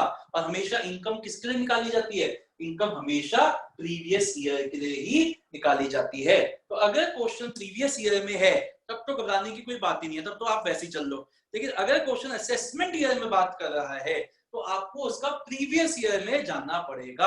आप ऐसा नहीं है कि आप 20-21 की इनकम कंप्यूट करने लग जाओगे, आपको इनकम 19-20 की ही निकालनी है क्योंकि हम इनकम हमेशा प्रीवियस ईयर की ही निकालते हैं। लेकिन इनकम टैक्स में बात असेसमेंट ईयर में होती है, हम रिटर्न भी असेसमेंट ईयर में फाइल करते हैं, जैसे पिछले साल की रिटर्न अब जारी है। और इस बात आपको थोड़ा बता देता हूँ, पैंडेमिक की वजह से जो डेट 31 जुलाई होती है और 30 सितंबर होती है वो इस सालों के लिए 30 नवंबर 2020 कर दी गई है। इसका मतलब क्या हुआ, 19-20 की रिटर्न, 2019-20 प्रीवियस ईयर की रिटर्न, 2019-20 प्रीवियस ईयर की रिटर्न जो यूजुअली 31 जुलाई 2020 तक चली जाती या फिर 30 सितंबर जो आने वाला है 20 दिनों बाद 30 सितंबर 2020 तक चली जाती, वो सिर्फ इस वजह से क्योंकि इस वक्त सब लॉकडाउन था एक्सेट्रा एक्सेट्रा, ये रिटर्न की टाइमलाइन एक्सटेंड कर दी गई है और 30 नवंबर 2020 कर दिया गया है। तो ये जो है ये हो गया 2021 और ये जो डेट, ये जो साल है ये है असेसमेंट ईयर। ये किसका असेसमेंट ईयर है, ये असेसमेंट ईयर है 1920 का। बताइए मेरे को, संजना ये बात समझ में आ गई जितना मैंने असेसमेंट ईयर प्रीवियस ईयर के बारे में बताया? Yes sir. कोई डाउट किसी के पूर्वा आपको समझ में आ रहा है? हाँ जी सर। कोई भी डाउट हो, देखो थोड़ा सा मैं स्पीड भी मेंटेन करके चलूंगा, ठीक है? तो कहीं पे भी आपको लगे सर फास्ट हो रहा है या मतलब आपको नहीं समझ आ रहा, प्लीज मेरे से पूछ लीजिएगा। अच्छा एक बात बताओ, कुछ आइडिया है आप लोगों के एग्जाम्स कब होएंगे, मतलब नवंबर में होएंगे, दिसंबर में होएंगे फाइनल, अगर होएंगे तो कब होएंगे? कुछ सर दिसंबर जनवरी 12 दिसंबर से स्टार्ट है। पता नहीं आपने शेयर किया था या किसने शेयर किया था, कोई कैलेंडर आया था एकेडमिक 12 दिसंबर से है सर, 12 दिसंबर। 12 दिसंबर से? अच्छा 12, अच्छा आ चुकी क्या वो, मतलब हाँ चलिए कोई नहीं, हम अपना कोर्स को धीरे मतलब चलाएंगे, कंसीडरेबल स्पीड पर चलाएंगे, ऐसा भी नहीं कि बहुत फास्ट करेंगे, ऐसा भी नहीं कि बहुत कम करेंगे, कोशिश यही करेंगे कि आपके इंटरनल्स के हिसाब से कोर्स चलता है। तो बच्चों ये सब अगर आपको समझ में आ गया तो एक बार आप लोगों के पास बुक्स है बेटा, ले लिया आपने बुक्स? बुक्स प्लीज ले लीजिए। मैं आपको एक बार सारे चैप्टर्स के नाम बता देता हूँ और फिर हम अपना फर्स्ट चैप्टर शुरू करते हैं। तो एक बार सारे चैप्टर्स के नाम मैं आपके साथ डिस्कस करता हूँ। देखो बच्चों, हमारी बुक में 18 चैप्टर्स है टोटल, जिसमें से मतलब 18 मत कहिए 16 है। तो एक बार शुरू करते हैं। सबसे पहले इंट्रोडक्शन, जिसमें यही सब बातें हमने की जो है। इंट्रोडक्शन के बारे में मैं आपको बोलूंगा, आप इंट्रोडक्शन पढ़नी शुरू कर सकते हैं आप अपने, क्योंकि आपके इंटरनल्स होएंगे, ऑनलाइन एग्जाम्स होएंगे, तो आप इंट्रोडक्शन वाला चैप्टर पढ़ना शुरू कर सकते हैं। उसका आगे लिख भी लीजिए, प्योर थ्योरी है, मतलब थ्योरी है, इसमें कुछ ऐसा नहीं। जो सेकंड चैप्टर है हमारा, scope of total income and residential status. Basically इस चैप्टर में दो टॉपिक्स है, residential status and scope of total income. तो हम आज शुरू करेंगे, बस इसके बाद हम यही शुरू करेंगे, रेजिडेंशियल स्टेटस। ये प्रैक्टिकल चैप्टर है, 100% प्रैक्टिकल। फिर उसके बाद थर्ड चैप्टर है हमारा, incomes which do not form part of total income. तो इसका क्या मतलब हुआ, बहुत सी ऐसी इनकम्स होती है जो आप अर्न तो कर लेते हो लेकिन उस पर आपको टैक्स नहीं देना होता, वो टैक्स फ्री इनकम्स होती है। तो वो हम सारी इनकम्स इसमें पढ़ेंगे, जो भी इनकम्स टैक्स फ्री इनकम होती है वो इनकम्स हम इसमें पढ़ेंगे। उसके बाद हमारे 5 हेड्स ऑफ इनकम है, 4th, 5th, 6th, 7th, 8th जो चैप्टर है, those are 5 heads of income. पहला सैलरीज, सबसे बड़ा चैप्टर, सैलरी सबसे मुश्किल और सबसे बड़ा चैप्टर है, तो वो देखेंगे। चलो, house property next, PGBP next. PGBP बहुत मुश्किल चैप्टर है, लेकिन बीकॉम के कोर्स के हिसाब से, मतलब दिल्ली यूनिवर्सिटी के कोर्स के हिसाब से बहुत कम है, तो वैसे वो इजी हो गया, लेकिन वैसे अगर प्रैक्टिकली देखा जाए तो बहुत मुश्किल है। उसके बाद आता है कैपिटल गेन्स, अगेन थोड़ा सा लेंथी चैप्टर है, एंड अदर सोर्सेज, छोटा चैप्टर है। अदर सोर्सेज 1-2 दिन वाला चैप्टर है। तो ये हमारे 5 हेड्स ऑफ इनकम हो गए। उसके बाद नेक्स्ट चैप्टर लिखा है, income of other persons included in assessees total income. Assessee कौन होता है, जो टैक्स दे रहा होता है। तो income of other persons included in assessees total income. तो बेसिकली ये क्या हो गया, क्लबिंग ऑफ इनकम। जब हम किसी और की इनकम को, एक पर्सन की इनकम को दूसरे पर्सन की इनकम में क्लब कर देते हैं। तो मैंने आपको एग्जांपल दिया माइनर चाइल्ड का, मैंने आपको एग्जांपल दिया कि एक आदमी की की इनकम में उसकी बहू की इनकम कब क्लब करते हैं, मैंने आपको एग्जांपल दिया। उसको एक स्पाउस की इनकम उसके दूसरा मतलब स्पाउस जैसे हस्बैंड की इनकम वाइफ की इनकम में कब क्लब करेगी, वाइफ की इनकम हस्बैंड की इनकम में कब क्लब करेंगे, ये सब चीजें इसमें पढ़ेंगे। आगे चलते हैं, फिर है set of and carry forward of losses. तो बच्चों देखो, अगर आप इनकम पे मुझसे टैक्स ले रहे हो, तो मान लो इस साल मेरा बिजनेस चला और मेरा प्रॉफिट हुआ, तो मैंने आपको टैक्स दे दिया। अब मान लो अगले साल मेरा लॉस हो जाता है, तो क्या मेरे को फायदा नहीं मिलना चाहिए लॉस जो हुआ उससे इनकम कम करने का? तो ऐसा भी तो हो सकता है, देखो इस साल मैंने आपको टैक्स दे दिया, अगले साल मेरा लॉस हो जाता है, या अगले साल मेरे पास दो बिजनेस है, एक से लॉस हो गया, एक से प्रॉफिट हो गया, तो क्या मैं अपने लॉस वाले बिजनेस को प्रॉफिट वाले बिजनेस से सेट ऑफ नहीं करना चाहिए? मेरे को करना तो चाहिए। तो सेट ऑफ के बारे में हम उसमें सीखेंगे। और ऐसा भी हो सकता है कि अगले साल मेरे को लॉस हो गया और उसके अगले साल फिर प्रॉफिट हो गया, तो जो लॉस अगले साल हुआ है उसको मैं आगे वाले सालों में भी तो कैरी फॉरवर्ड कर सकता हूँ। एक साल लॉस हो गया तो उस लॉस का फायदा ये थोड़ी ना कि खत्म हो गया अगले साल ही, उसका फायदा आने वाले सालों में भी हम उठा सकते हैं। आने वाले सालों की इनकम को भी हम अपने लॉस से सेट ऑफ कर सकते हैं। ब्रॉडली अगर मैं बताऊं, मतलब मोटे तौर पे एक लॉस आप 8 सालों तक कैरी फॉरवर्ड कर सकते हैं। तो एक लॉस अब अगले 8 सालों तक कैरी फॉरवर्ड कर सकते हैं, जब तक उसके अगेंस्ट कोई इनकम नहीं आती। एक बार 8 साल पास हो जाते हैं तो वो डेड हो जाता है, फिर वो उस लॉस को आप खत्म कर दोगे, बुक से राइट ऑफ कर दोगे। तो उस चैप्टर में हम सेट ऑफ के बारे में पढ़ेंगे, लॉसेस के कैरी फॉरवर्ड करने के बारे में पढ़ेंगे कि कैसे हम लॉसेस को आगे ले जा सकते हैं। उसके बाद है डिडक्शंस, जो मैंने अभी आपको बताई, डिडक्शंस अंडर चैप्टर 6 है। तो ये जो पूरा इनकम टैक्स एक्ट आपका अलग अलग चैप्टर्स में डिवाइडेड है, तो वहां पे चैप्टर 6 से डिडक्शंस का, जिसमें हम 80C टू 80U सेक्शंस पढ़ेंगे। हमारे कोर्स में 19 सेक्शंस है।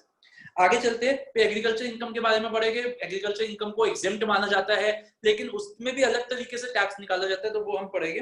फिर असेसमेंट ऑफ इंडिविजुअल्स, तो सब कुछ पढ़ने के बाद हम फुल फ्लेज क्वेश्चंस करेंगे कि एक इंडिविजुअल है, उसकी सैलरी भी आती है, वो बिजनेस भी करता है थोड़ा बहुत, फिर वो अपना हाउस प्रॉपर्टी भी है उसके पास अदर सोर्सेस भी है, उसने अपनी गाड़ी वाड़ी भी बेची, उसके लॉसेस भी थे, उसकी बीवी की इनकम भी उसकी इनकम में जुड़नी है, उसने कुछ कॉन्ट्रीब्यूशन भी कर दिया।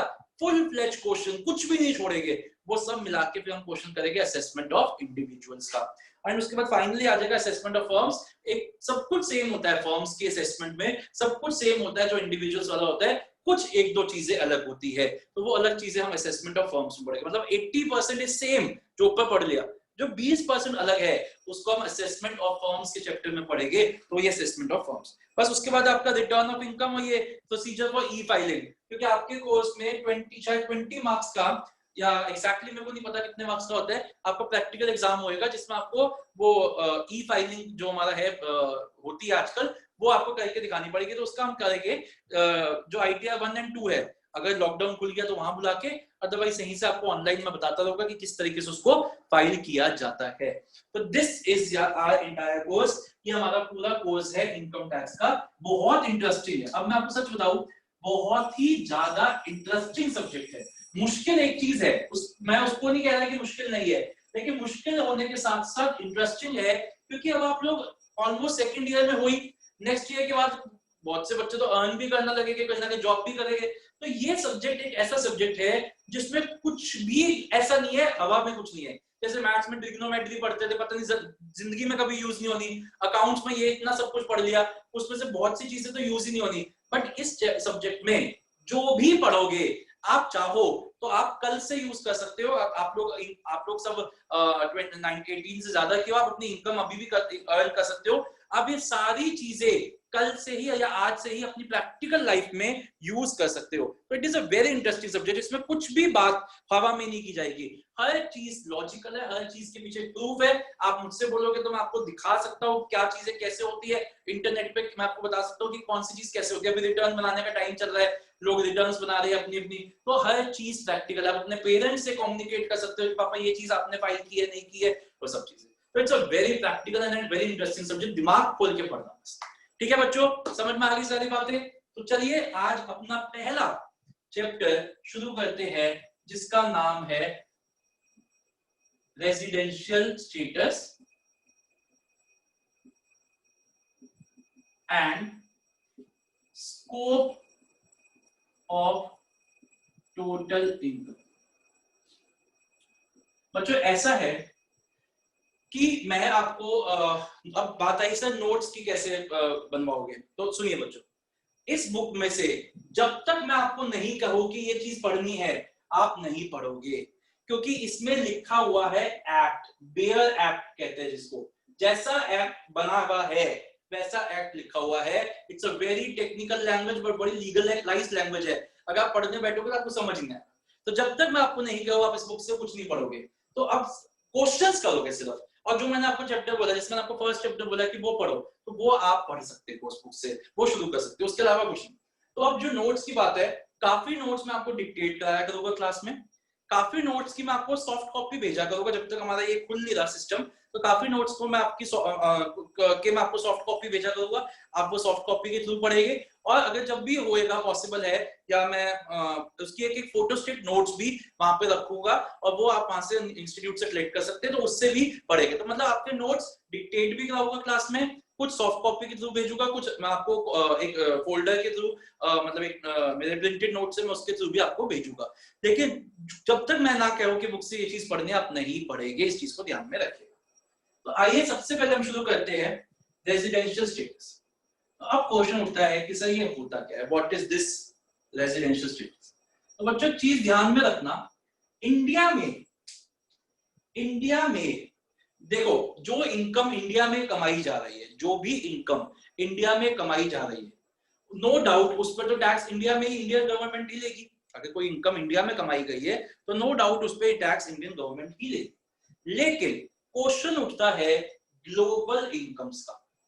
अगर मैं इंडिया में रहता हूं लेकिन मैं कोई इनकम बाहर से कमा रहा हूं, तो उस ग्लोबल इनकम पे मेरे को टैक्स कहां देना है? मुझे इंडिया में टैक्स देना है या उस कंट्री में टैक्स देना है जहां पे मैं कमा रहा हूं? ये क्वेश्चन पता, ये जो हमारा सामने एक सवाल आया, इसका जवाब देने के लिए हमें पता होना चाहिए रेजिडेंशियल स्टेटस। इंडिया में जो टैक्स होता है वो सिटीजनशिप के बेसिस पे नहीं दिया जाता, वो सिटीजनशिप के बेसिस पे नहीं दिया जाता, वो दिया जाता है रेजिडेंशियल शिप के बेसिस पे।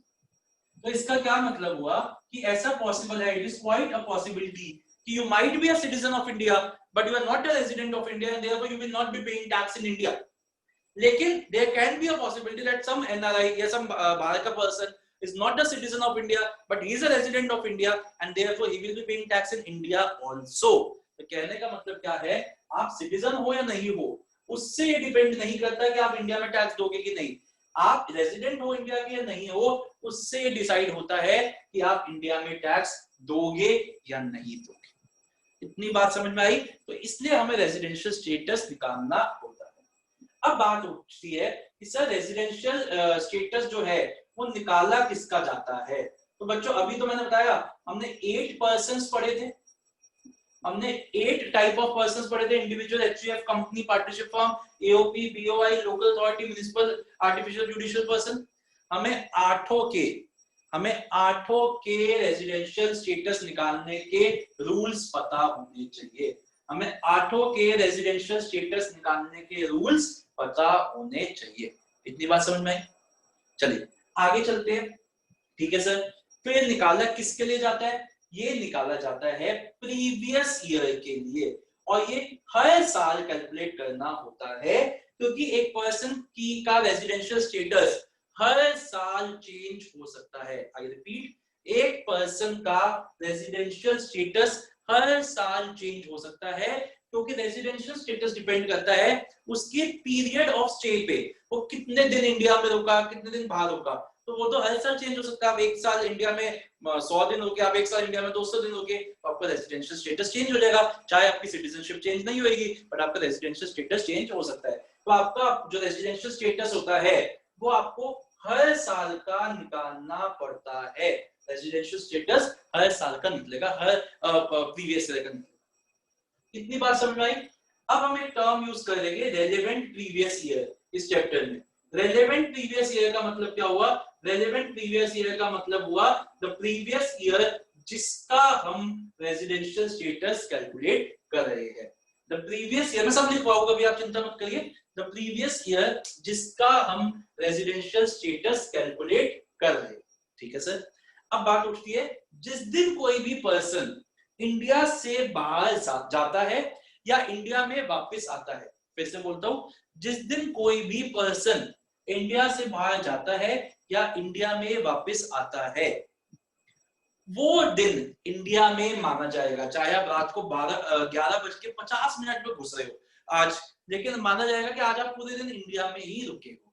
और मान लीजिए आप इंडिया आज आप रात के 12:10 पे निकल गए थे इंडिया से, तब भी माना जाएगा कि आपका ये पूरा दिन, आज का दिन, आज 7 तारीख है, 7 सितंबर 2020 को आप इंडिया में ही थे। इतनी बातें समझ में आई बच्चों आपको? ओके, आगे चलते हैं।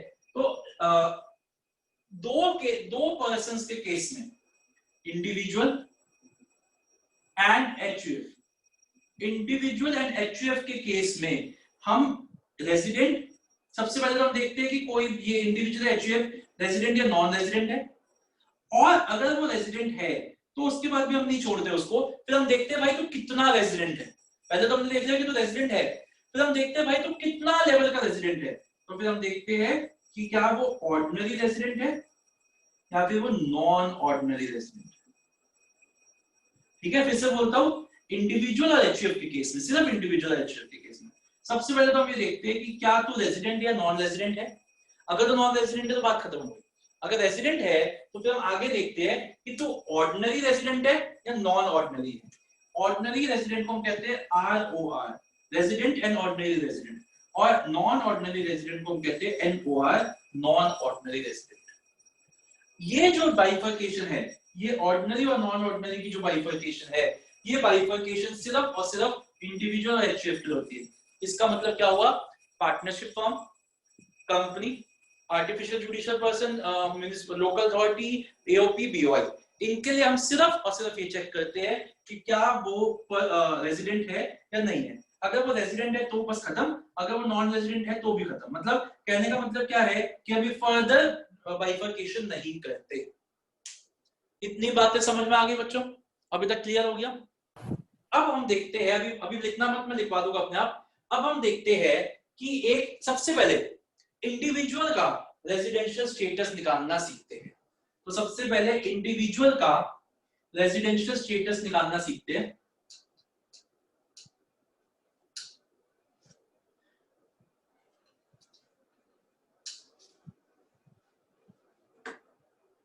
तो देखते हैं rules for residential status of an individual.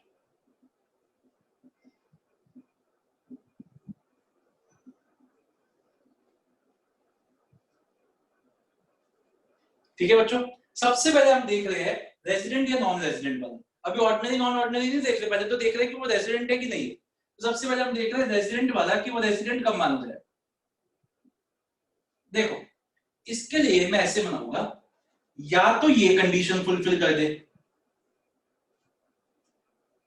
या फिर अगर ये कंडीशन फुलफिल नहीं होती और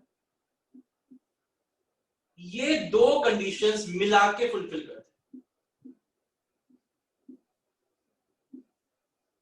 ठीक है, मैंने क्या बोला? अगर किसी इंडिविजुअल को इंडिया का रेजिडेंट बनना है, अगर किसी इंडिविजुअल को इंडिया का रेजिडेंट बनना है, तब पहली तो बात है कि या तो वो ये कंडीशन अकेला फुलफिल कर दे, ये कंडीशन अकेला फुलफिल कर दे तब भी वो रेजिडेंट माना जाएगा। और अगर वो ये कंडीशन अकेली फुलफिल नहीं कर पाता तो वो ये दो कंडीशंस मिला के फुलफिल कर दे, तब भी वो रेजिडेंट माना जाएगा। तो पहले देखते हो ये condition, his period of stay in India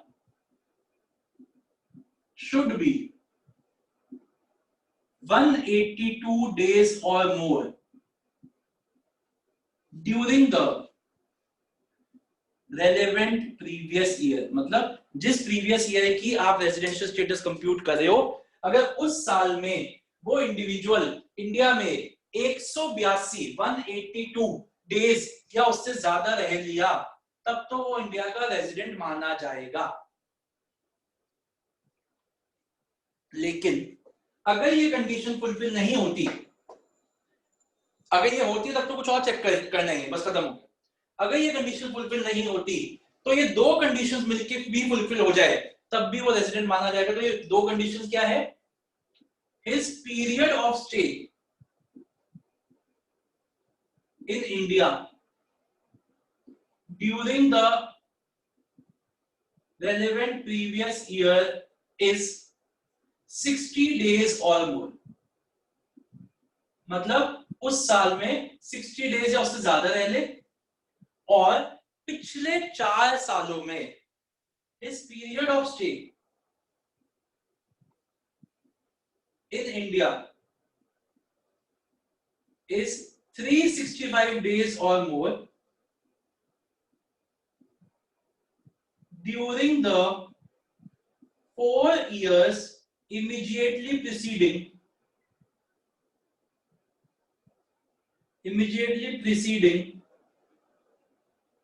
the relevant previous year.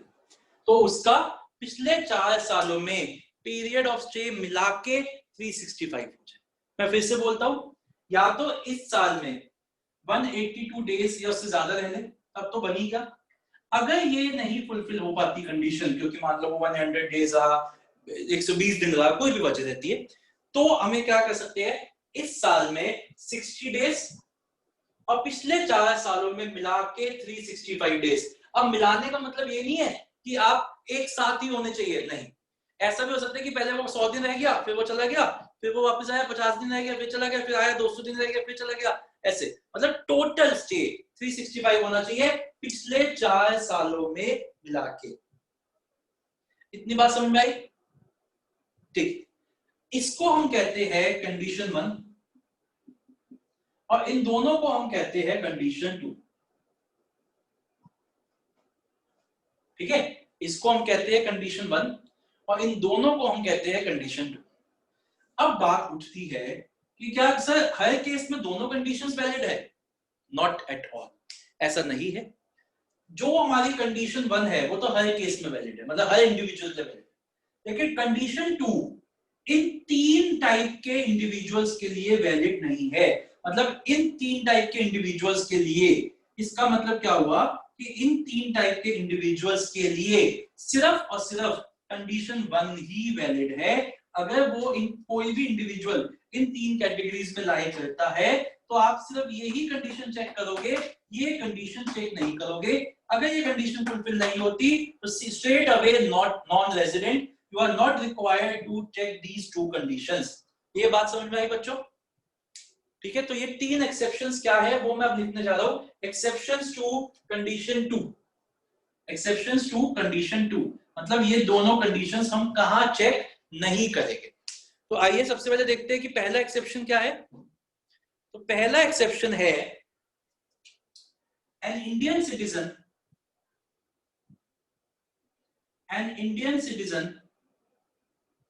who leaves India during the relevant previous year, who leaves India during the relevant previous year for employment abroad।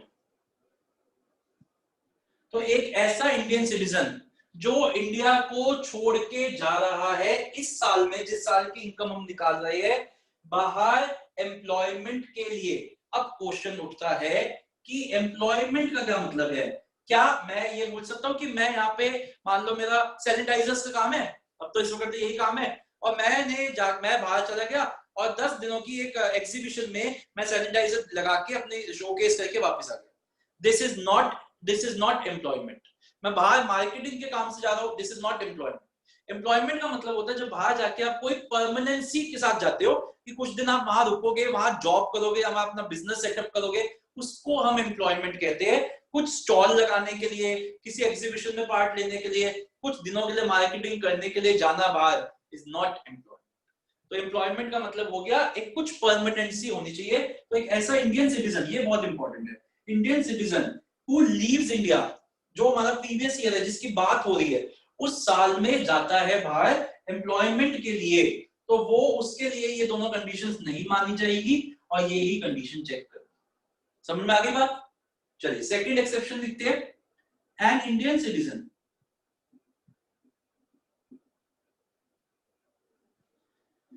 who leaves India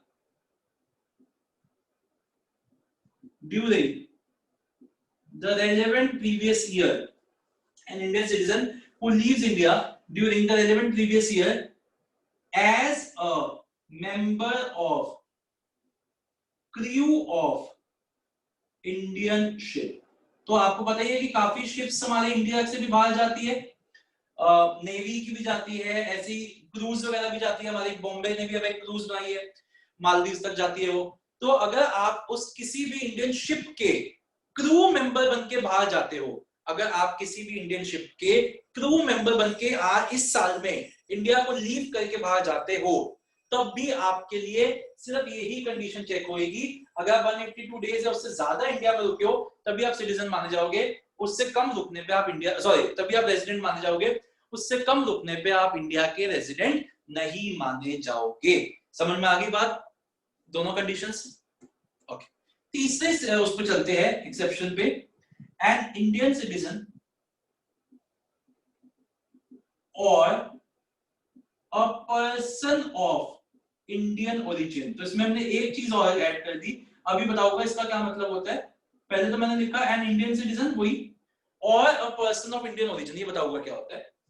who normally resides outside India, who normally resides outside India but comes to India, but comes to India during the relevant previous year, during the relevant previous year on a visit। इसका मतलब क्या हुआ समझते हैं। एक ऐसा Indian citizen, पहले citizen की बात करते हैं, जो इंडिया बाहर जाके सेट हो चुका है, एनआरआई बन चुका है, लेकिन इस साल मतलब रेलेवेंट प्रीवियस ईयर में इंडिया में आ रहा है घूमने के पर्पस से। और घूमने का मतलब नहीं होता 10 दिन 20 दिन, महीना भी घूमना हो सकता है, महीने के लिए आ रहा है, लेकिन घूमने के पर्पस से, मतलब वो वापस जाएगा। ये नहीं है कि वो अपना सामान वगैरह बेच के, अपनी गाड़ी वाड़ी बेच के, अपना घर वर बेच के वापस इंडिया आ गया। अगर वो वापस इंडिया में सेटल होने आ गया है तो फिर वो इस एक्सेप्शन में नहीं आएगा, लेकिन वो विजिट पे आया है, और विजिट 2-2 महीने की भी होती है, अब वो विजिट पे आया, वो वापस जाएगा, तो फिर वो इस एक्सेप्शन में आ जाएगा। अब देखिए समझने वाली बात, इन तीनों कंडीशंस में से ये दोनों कंडीशंस और इसमें क्या क्या फर्क है। पहला फर्क, तो इन दोनों में सिर्फ इंडियन सिटीजन की बात हो रही है, इसमें इंडियन सिटीजन के साथ साथ a person of Indian origin की भी बात हो रही है, a person of Indian origin की भी बात हो रही है। तो पहले तो समझते हैं कि sir person of Indian origin का क्या मतलब होता है। एक पर्सन को इंडियन ओरिजिन का तब माना जाता है, एक पर्सन को इंडियन ओरिजिन का तब माना जाता है जब या तो वो खुद या फिर उसके मम्मी पापा या फिर उसके दादा दादी या फिर उसके नाना नानी, मतलब या तो वो खुद या फिर ईदर ऑफ हिज पेरेंट्स या फिर either of his grand parents, both maternal and paternal side, दोनों दादा दादी भी और नाना नानी भी, इनमें से कोई भी जना अगर अनडिवाइडेड इंडिया के टाइम पैदा हुआ था, अनडिवाइडेड इंडिया के टाइम पैदा हुआ था, मतलब 1948 वगैरह से पहले जब ढाका हमारा पार्ट था और ये सब बांग्लादेश वगैरह हमारा पार्ट था, अगर उस टाइम में पैदा हुआ था कोई जना भी, तो आप इंडियन ओरिजिन के माने जाओगे। पहला चेंज।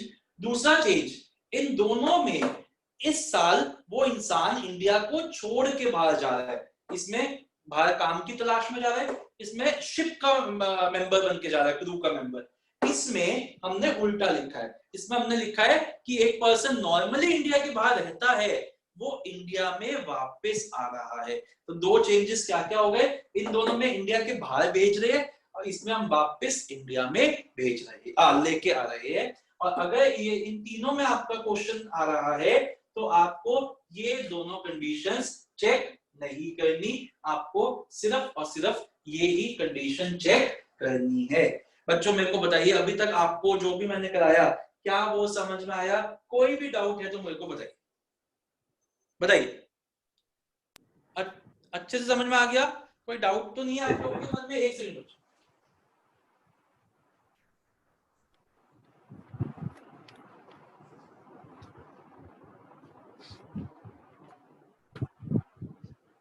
हाँ जी कुणाल साहब। अच्छे से समझ में आ गया? हाँ सर। सर क्रू वाले अपना टैक्स पेमेंट कहाँ करेंगे? क्या, कौन?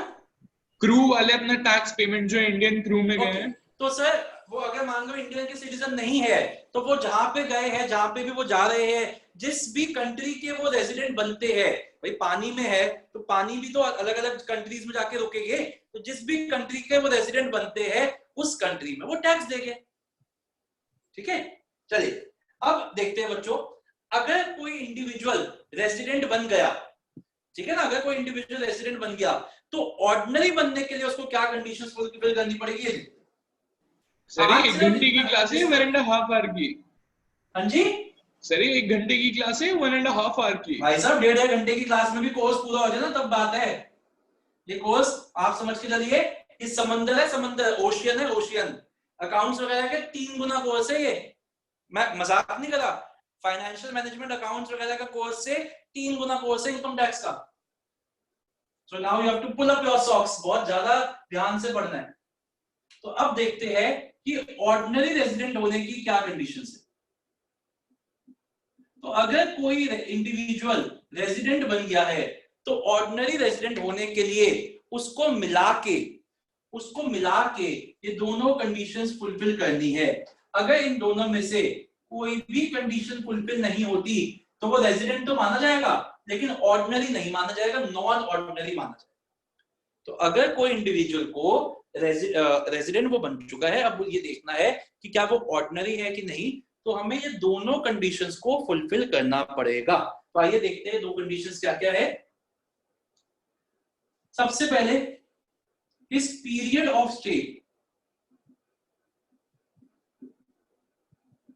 in India should be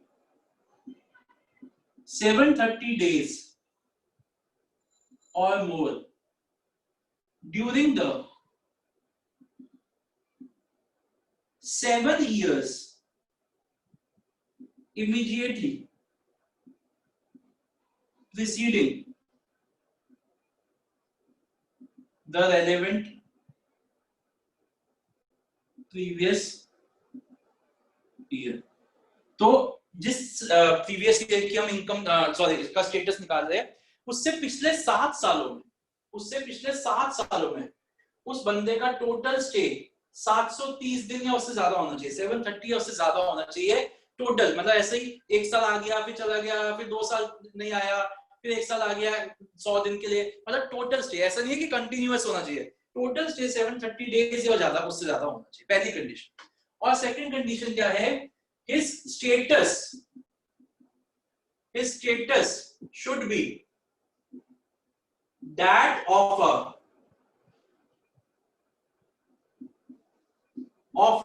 resident during for 2 years out of 10 years immediately preceding the relevant previous year। इसका क्या मतलब हुआ कि पिछले 10 सालों में से किसी भी 2 सालों में, ज्वाइंट नहीं, किसी भी 2 सालों में, पिछले 10 सालों में से किसी भी 2 सालों में उसको उसका स्टेटस रेजिडेंट का होना चाहिए था। अगर वो पिछले मान लीजिए वो पहली बार इंडिया में आ रहा है इस साल में, तो पिछले 10 सालों में तो वो रेजिडेंट हो ही नहीं सकता था, तो वो कभी भी ऑर्डिनरी नहीं माना जाएगा, वो नॉन ऑर्डिनरी ही माना जाएगा। अगर वो फर्स्ट टाइम आ रहा है इस साल में, क्योंकि पिछले 10 सालों में इसका मतलब वो कभी भी रेजिडेंट नहीं होएगा। ये कंडीशन समझ में आ गई। अगर इन दोनों में से कोई भी कंडीशन फुलफिल नहीं होती, ये हो जाती, ये नहीं होती, ये हो जाती, ये नहीं होती, दोनों ही नहीं होती, तो वो रेजिडेंट तो माना जाएगा लेकिन फिर वो रेजिडेंट प्लस नॉन ऑर्डिनरी माना जाएगा। बताइए बच्चों, इतनी बात समझ में आई कि नहीं आई? अच्छे से आपको सारा समझ में आ गया कि रेजिडेंशियल स्टेटस क्या होता है? तो ऐसा करते हैं, अब मैं ये डिक्टेट करा रहा हूं, क्वेश्चन हम इसके कल करेंगे। अब मैं आपको थोड़ा सा डिक्टेट करा रहा हूं, आप अपना हेडिंग दीजिए फर्स्ट चैप्टर का, residential status of a person. अच्छा, मैं हर लाइन को 2 बार बोलूंगा तो आपको ऐसे घबराना नहीं है, अगर कुछ मिस हो जाए तो बस फिर रुक जाना, फिर ऐसे बार बार प्रॉम्प्ट मत करना, 2-3 बार मैं बोलूंगा।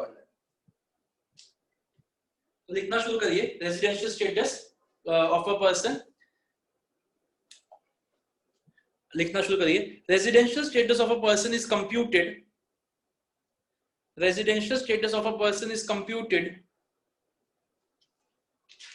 to determine the extent of his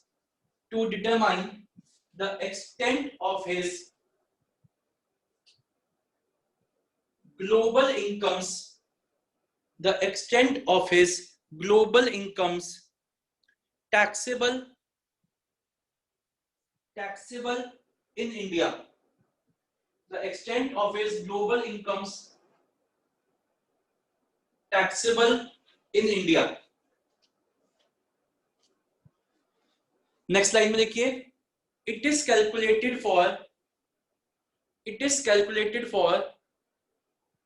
each category of persons, it is calculated for each category of persons,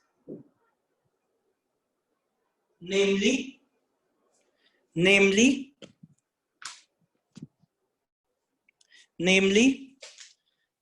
individual, HUF, partnership firm, company,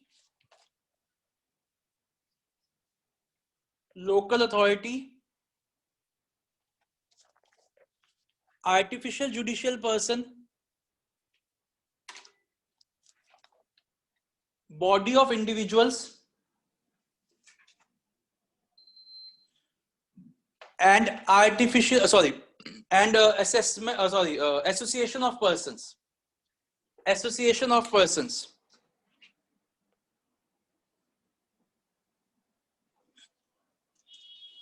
next line से लिखिए, residential status is always calculated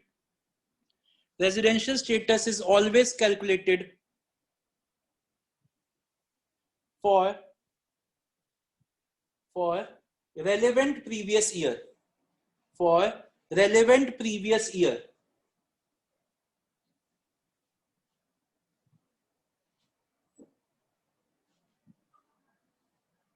next line से लिखिए, residential status has to be calculated every year as it can change. Residential status has to be calculated every year as it can change from year to year.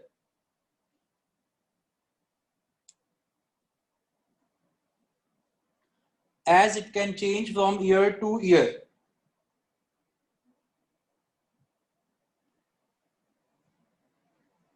Next line में लिखिए, in the case of individuals and HUFs,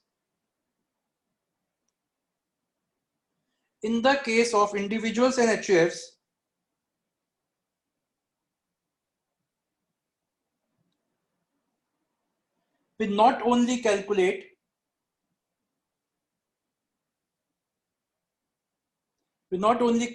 determine or calculate that whether the individual is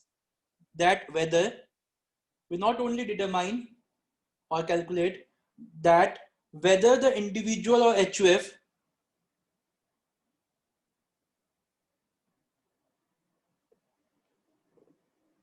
is a resident or a non-resident,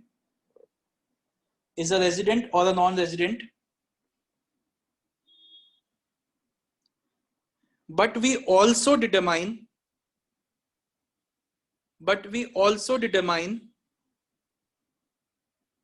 whether they are ordinary or non-ordinary resident.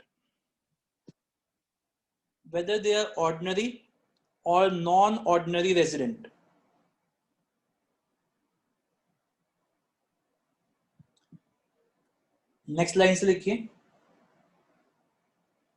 the day on which the day on which the person leaves India or it comes back to India, the day on which the person leaves India or comes back to India will be taken to be his stay in India, will be taken to be his stay in India.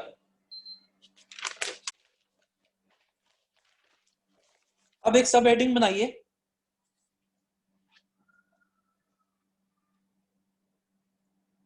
और लिखिए residential status of an individual,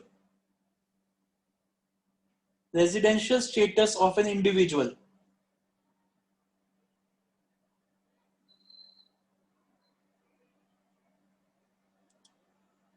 उसके नीचे एक और सब heading बनाइए, determining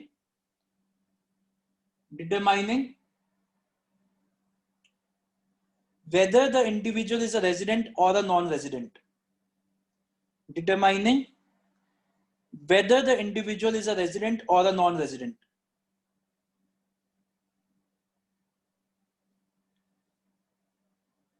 तो वैसे अब आप जैसे मैंने दो पहले वाले केस में पहले एक बॉक्स बनाया था लेफ्ट साइड में, वो लिखिए, और उसके बाद लिखिए राइट साइड में दो बॉक्सेस।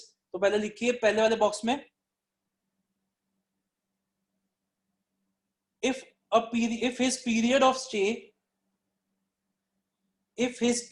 stay in India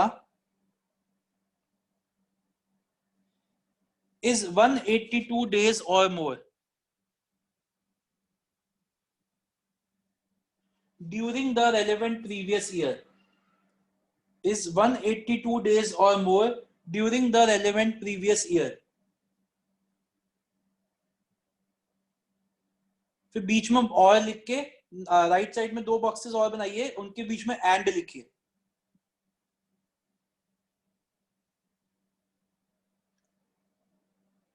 तो राइट साइड के पहले बॉक्स में लिखिए if his period of stay during the relevant previous year is 60 days or more, 60 days or more। और सेकंड बॉक्स में लिखिए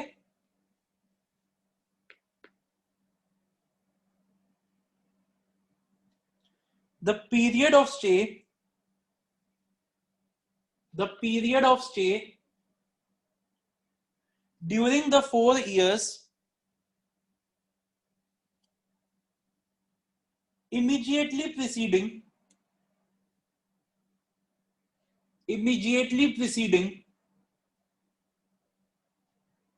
the relevant previous year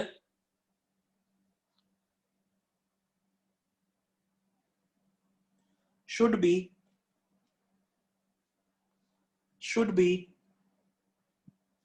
365 days or more।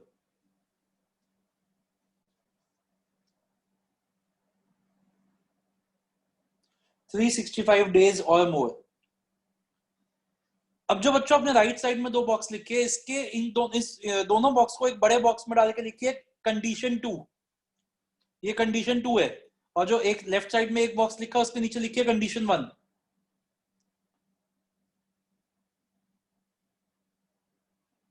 अब नीचे एक सब हेडिंग दीजिए exceptions to condition 2, exceptions to condition 2।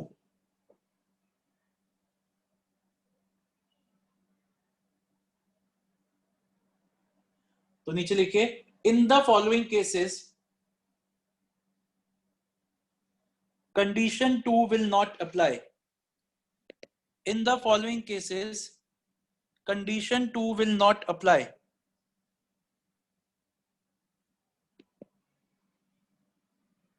In the following cases, condition 2 will not apply। पहला लिखिए an Indian citizen who leaves India during the relevant previous year during the relevant previous year for employment abroad. For employment abroad.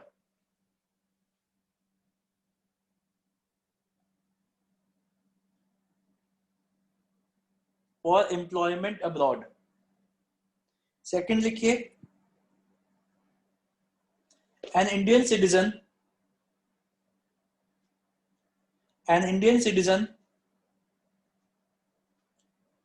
who leaves India, an Indian citizen who leaves India during the relevant previous year as a member of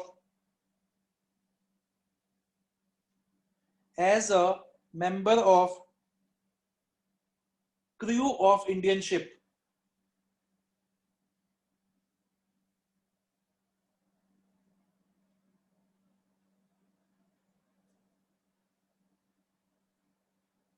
और तीसरा लिखिए, an Indian citizen or a person of Indian origin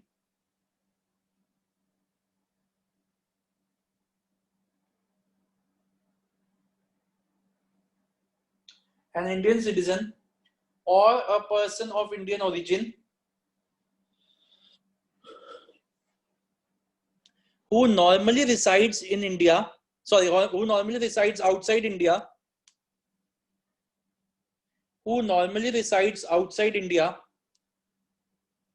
but comes to India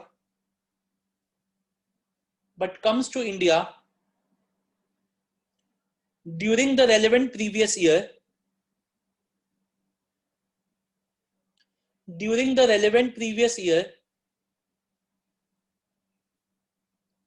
on a visit.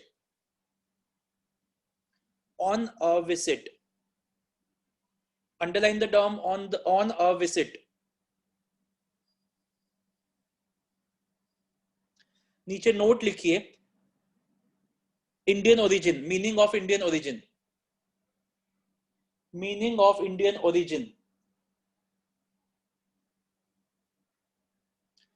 लिखिए, if an individual or his parents, bracket में any, मतलब mummy papa में से कोई भी एक भी चलेगा, any, or any of his grandparents,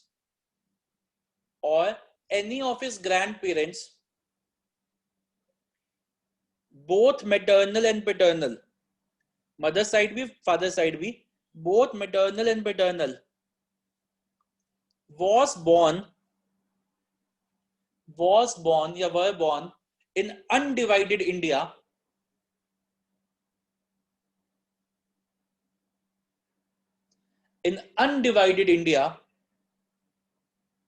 will be considered to be a person of Indian origin.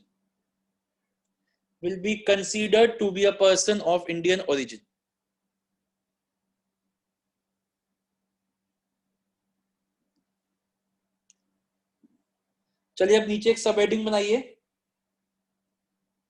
थोड़ा सा बचा है बस 2 मिनट का ही, 5 मिनट का बचा है बस. डिटरमाइनिंग बी पार्ट लिखिए, B part, determining whether the resident individual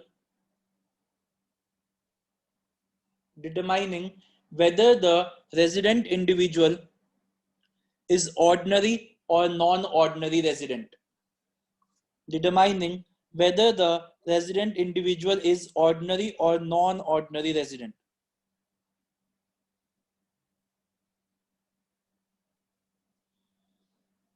नीचे लिखिए,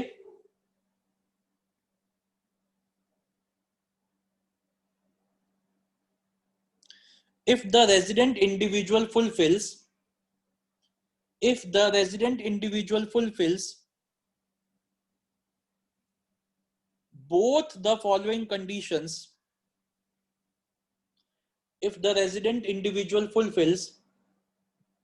both the following conditions, he will be regarded as a resident.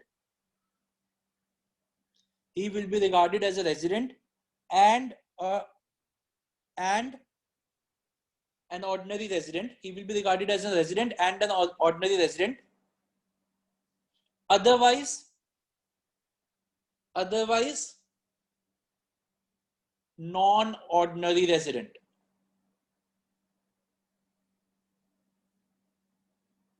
Otherwise, non-ordinary resident.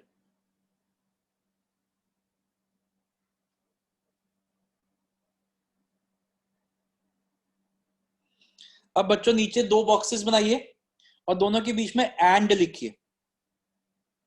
दो बॉक्सेस बनाइए और दोनों के बीच में एंड लिखिए. पहले बॉक्स के अंदर लिखिए his total stay in India. His total stay in India should be 730 days or more. 730 days or more during the 7 years. During the 7 years immediately preceding the relevant previous year. Immediately preceding the relevant previous year.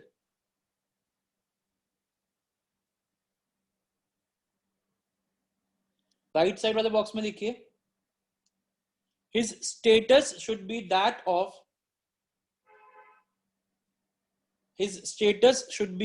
of a resident during any 2 years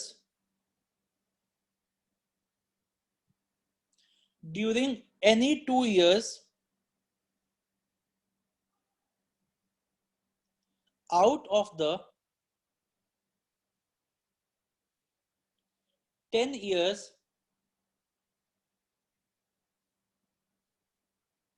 immediately preceding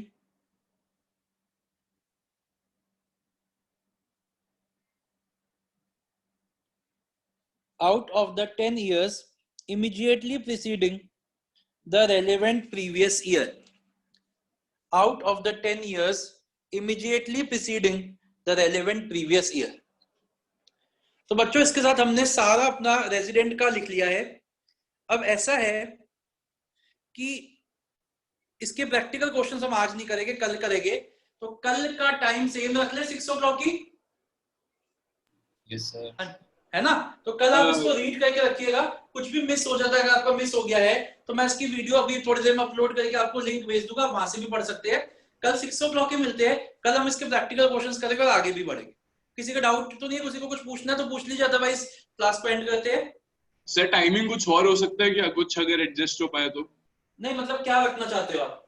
नहीं sir, मतलब मेरी तो class 1 o'clock खत्म हो जाती है college की. अच्छा, नहीं वो तो सबसे पूछना पड़ेगा बच्चों. अगर आप सब लोग दिन में रखना चाहते हो तो बता दो, अदरवाइज रात शाम को ही रखे. अभी तो शाम को ही सही है सर. शाम को ही सही है. नहीं कॉलेज कब तक होता है आप लोगों का? लास्ट क्लास होती है 3:30 से 4:30. चलो अभी देखते हैं, आगे डिस्कस करते हैं. एक आध दिन चलने दो, फिर बाद में बात करते हैं. मैं भी चेंज कर लूंगा, कुछ दिन ऐसे चलने देते हैं. कल तो मेरी दिन में क्लास भी है, तो कल तो हम 6 to 7:30 मिलते हैं बच्चों. ठीक है? किसी के मन में कोई भी डाउट है तो रुक जाइए, अदरवाइज आप जा सकते हैं. And I think I hope कि आपको आज की क्लास अच्छे से समझ आई हो, आपको अच्छा भी लगा हो. तो मैं आप मेरे को छोटा सा फीडबैक जरूर दे दीजिएगा, आपको क्लास कैसे समझ में आई नहीं आई बता दीजिए. ओके बच्चों, बाय बाय. जिसको कुछ पूछना है वो रुक सकता है. Sir hello. हाँ जी कुणाल जी बोलिए. मैं आप ही की वेट कर रहा था. रोज लोगे क्लास अब? मैं तो 1 मिनट